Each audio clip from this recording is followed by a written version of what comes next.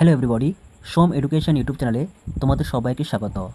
আজ আমরা আলোচনা করব উচ্চ মাধ্যমিক থার্ড সেমিস্টার এবিটিআই টেস্ট পেপারে থাকা এডুকেশন অর্থাৎ শিক্ষা বিজ্ঞানের প্রথম সেট অর্থাৎ পেজ AC 82 পৃষ্ঠার সম্পূর্ণ এমসিকিউ প্রশ্নের একেবারে সঠিক উত্তরের সমাধান নিয়ে। তাহলে শুরু করা যাক আজকের ভিডিওর মূল আলোচ্য বিষয়। প্রথম প্রশ্ন, শিক্ষকই শিক্ষার ভিত্তি বা মূল স্তম্ভ। তিনি বই, পাঠ্যক্রম, ভবন ও সরঞ্জাম, প্রশাসন ও পরীক্ষার চেয়ে কম গুরুত্বপূর্ণ নন, বরং অনেক ক্ষেত্রে আরও বেশি গুরুত্বপূর্ণ। অর্থাৎ এখানে শিক্ষককে সবার উপরে মর্যাদা দেওয়া হয়েছে। এ কথা কোন শিক্ষা কমিশনে বলা হয়েছে? এর সঠিক উত্তর option C, Radhakrishnan commission. Radhakrishnan commission, যার অপর নাম বিশ্ববিদ্যালয় শিক্ষা কমিশন, এবং এটি হলো স্বাধীন ভারতের প্রথম শিক্ষা কমিশন, যেটি 1948 সালের 5 নভেম্বর ডক্টর সর্বপল্লী রাধাকৃষ্ণন এর সভাপতিত্বে গঠিত হয়েছিল। এরপর 2, পরীক্ষার নম্বর প্রদানের জন্য সাংকেতিক পদ্ধতি।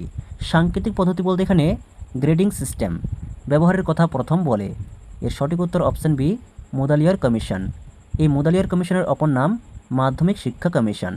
মাধ্যমিক শিক্ষা কমিশন সর্বপ্রথম পরীক্ষায় নম্বর ব্যবহারের পরিবর্তে সাংকেতিক অর্থাৎ গ্রেডিং সিস্টেম বা 5 পয়েন্ট সিস্টেম ব্যবহারের কথা বলে।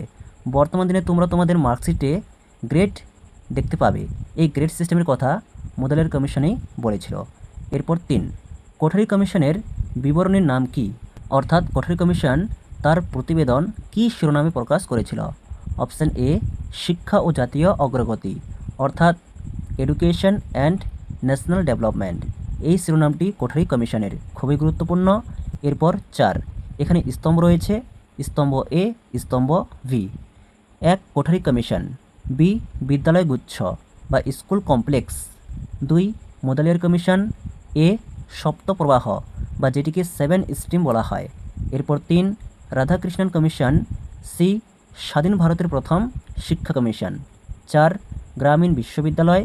ডি, বিশ্বভারতীর শ্রীনিকেতন। এই শ্রীনিকেতনের প্রতিষ্ঠাতা রবীন্দ্রনাথ ঠাকুর এবং এটি একটি গ্রামীণ বিশ্ববিদ্যালয়ের উদাহরণ। এই স্তম্ভের সঠিক বিকল্প হয়ে যাবে অপশান বি। এরপর 5, জাতীয় শিক্ষানীতি 1986 অর্থাৎ NEP 1986 কী নামে পার্লামেন্টে উপস্থাপন করা হয়? Option D, challenge of education A policy perspective. এরপর 6, মর্যাদার বিচারে শিক্ষকদের ঊর্ধ্বে আর কেউ হতে পারে না। এই উক্তিটি কোন কমিশনে বা শিক্ষানীতিতে উল্লেখ করা হয়েছে? অপশান সি, জাতীয় শিক্ষানীতি 1986। এরপর 7, ডিগ্রিকে চাকুরি থেকে বিচ্ছিন্ন করার কথা বলা হয়েছে, অর্থাৎ ডিগ্রি থেকে চাকরির সম্পর্ক আলাদা। এটি একটি গুরুত্বপূর্ণ সুপারিশ এবং এই সুপারিশটি করেছিল জাতীয় শিক্ষানীতি 1986। সঠিক উত্তর অপশান ডি। এরপর 8, এখানে বিবৃতি রয়েছে।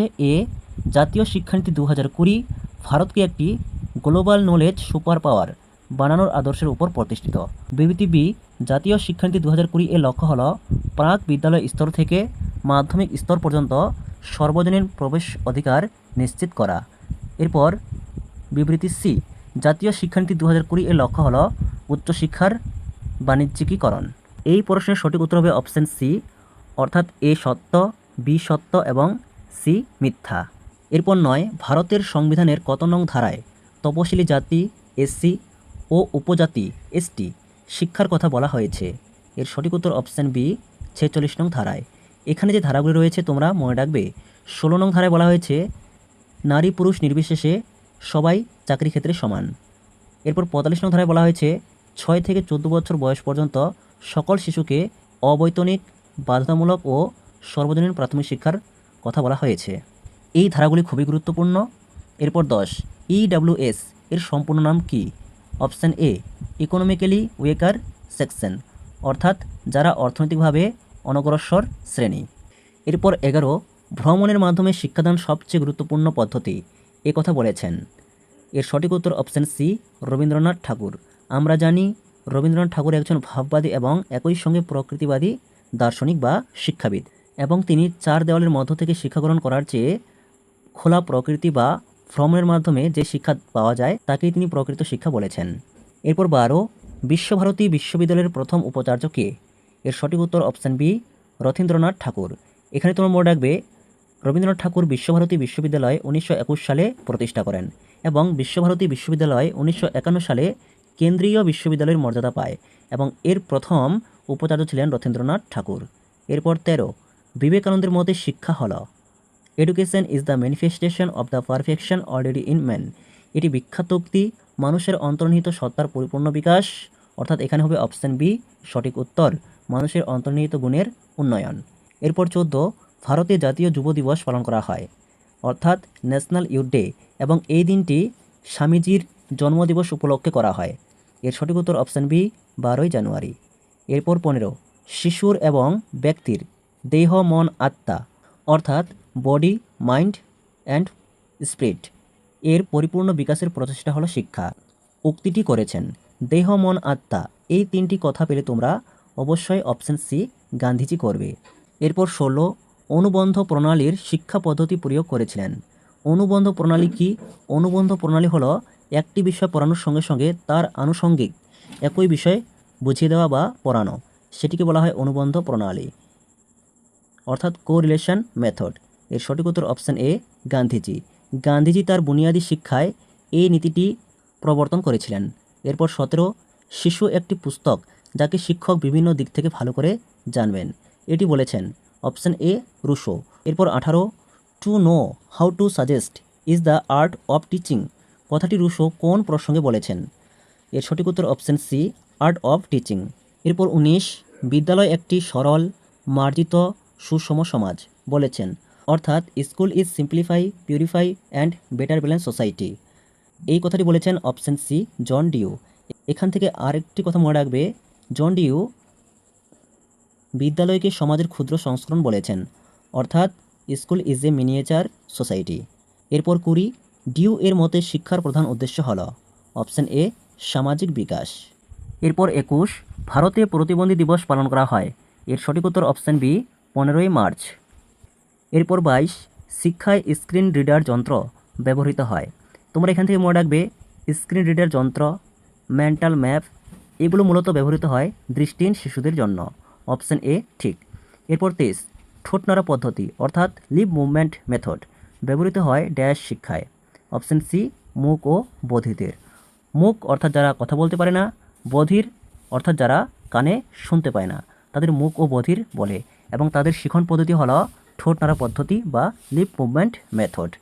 এরপর 24, নিচের কোনটি শারীরিক প্রতিবন্ধীর মধ্যে পড়ে না? এখানে যে 4টি অপশান রয়েছে তার মধ্যে কোনটি শারীরিক প্রতিবন্ধী অর্থাৎ ফিজিক্যাল হ্যান্ডিক্যাপ এর মধ্যে পড়ে না? এর সঠিক উত্তর অপশান সি অটিজম। অটিজম একটি মানসিক রোগ, এটি কোনো শারীরিক প্রতিবন্ধী সংক্রান্ত বিষয় নয়। এরপর 25, টকিং বুক কি? অপশান সি শব্দ নির্ভর পদ্ধতি। আর মনে রাখবে টকিং বুক দৃষ্টিহীন শিক্ষার্থীদের একটি শিখন পদ্ধতি। এরপর 26, ব্রেল পদ্ধতি চালু হয়েছিল, অপশান সি 1829 খ্রিস্টাব্দে।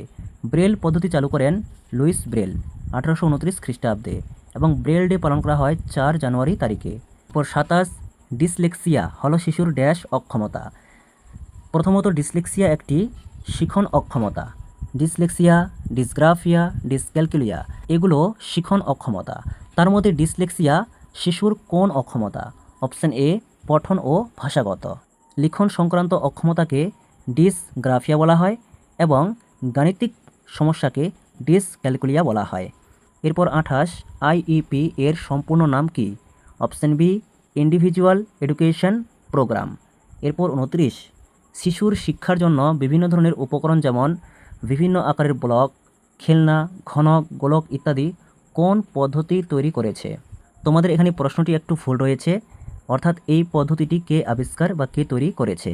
এর সঠিক উত্তর অপশান ডি মন্তেশ্বরী, যেটির নাম আত্মশিক্ষণ পদ্ধতি। এটি তোমরা ইনক্লুসিভ এডুকেশনের মধ্যে পেয়ে যাবে। এরপর 30, সাধারণ শিশুদের সঙ্গে প্রতিবন্ধী শিশুদের একই সঙ্গে শিক্ষা লাভকে কোন ধরনের শিক্ষা বলা হয়? অর্থাৎ যে শিক্ষা ব্যবস্থায় নর্মাল এবং অ্যাবনর্মাল অর্থাৎ সাধারণ শিশু এবং বিশেষ শিশু সবাই একই সঙ্গে শিক্ষা লাভ করবে, অপশান সি অন্তর্ভুক্তিমূলক শিক্ষা বা ইনক্লুসিভ এডুকেশন বলা হয়। এরপর 31, পরিবেশ শিক্ষা সম্পর্কে বেলগ্রেড সম্মেলন কোন ধরনের সম্মেলন? অপশান এ আন্তর্জাতিক সম্মেলন। এরপর 32, ডেলর্স কমিশনের প্রতিবেদনটি হলো খুবই গুরুত্বপূর্ণ, option B learning the treasure within, বা প্রশ্ন আসতে পারে লার্নিং দ্য ট্রেজার উইদিন নামে প্রতিবেদন কে প্রকাশ করে? ডেলর্স কমিশন, যার বাংলা শিখন অন্তর্নিহিত সম্পদ। এরপর 33, কোন ভারতীয় শিক্ষাবিদদের শিক্ষা চিন্তায় শিক্ষার 4টি স্তম্ভের উল্লেখ পাওয়া যায়? এর সঠিক উত্তর অপশান সি, স্বামী বিবেকানন্দের। ডেলর্স কমিশনের মতে শিক্ষার 4টি স্তম্ভ রয়েছে: জানার জন্য শিক্ষা, কর্মের জন্য শিক্ষা, একত্রে বসবাসের শিক্ষা এবং মানুষ হওয়ার শিক্ষা। এই 4টি স্তর স্বামী বিবেকানন্দের শিক্ষা চিন্তায় পাওয়া যায়। এরপর 34, ইউনেস্কো এর উদ্যোগে কত খ্রিস্টাব্দে সেনেগালের ডাকারে শিক্ষা, এখানে মূল বিষয় ডাকার শিক্ষা সম্মেলন কবে হয়? অপশান বি, 2000 খ্রিস্টাব্দে। এবং এই শিক্ষার মূল বিষয় ছিল EFA অর্থাৎ এডুকেশন ফর অল, যার মানে সকলের জন্য শিক্ষা। এরপর 35, শিক্ষার অধিকার আইন বা RTE right two education act কবে কার্যকরী হয়? এখানে কার্যকরী জানতে চেয়েছে। এর সঠিক উত্তর অপশান এ, 2010 খ্রিস্টাব্দের 1 এপ্রিল। এবং শিক্ষার অধিকার আইন পাস বা চালু হয় 2009 খ্রিস্টাব্দে। এরপর 36, পশ্চিমবঙ্গে সর্বশিক্ষা অভিযানের SSA অর্থানুকূল্যে মাধ্যমিক বিদ্যালয়ে জীবনশৈলী শিক্ষা অর্থাৎ লাইফ স্কিল এডুকেশন দেওয়া হয়েছিল ড্যাশ ছাত্রছাত্রীদের জন্য, অর্থাৎ কোন শ্রেণী থেকে কোন শ্রেণী? এর সঠিক উত্তর অপশান এ, 6ষ্ঠ শ্রেণী থেকে 10ম শ্রেণী পর্যন্ত। এরপর 37, কোন মনোবিদ প্রথম ইতিবাচক মনোবিজ্ঞান শব্দটি ব্যবহার করেন? Option B, Abraham Maslow. আর তোমরা কমেন্টে লিখে জানাও ইতিবাচক মনোবিজ্ঞানের জনক কাকে বলা হয়। এরপর 38, ইতিবাচক মনোবিজ্ঞান হলো মানুষের শক্তি ও গুণাবলীর বৈজ্ঞানিক আলোচনা, কে বলেছেন? Option B, Martin Seligman. 39, PERMA PERMA, যেখানে 5টি অ্যালফাবেট রয়েছে, এই পারমা মডেলে এ এর অর্থ কী? এর সঠিক উত্তর অপশান এ, অ্যাকমপ্লিশমেন্ট বা কৃতিত্ব। এখানে যে 5টি অ্যালফাবেট রয়েছে 5টি গুরুত্বপূর্ণ, তোমরা 5টি মনে রাখবে। পি অর্থাৎ পজিটিভ ইমোশন, ই এঙ্গেজমেন্ট, আর রিলেশন, এম মিনিং, এ অ্যাকমপ্লিশমেন্ট। যে কোনো একটি উপাদান আসতে পারে। এরপর 40 এবং সর্বশেষ প্রশ্ন, ইতিবাচক মনোবিজ্ঞান কোন বিজ্ঞানের শাখা?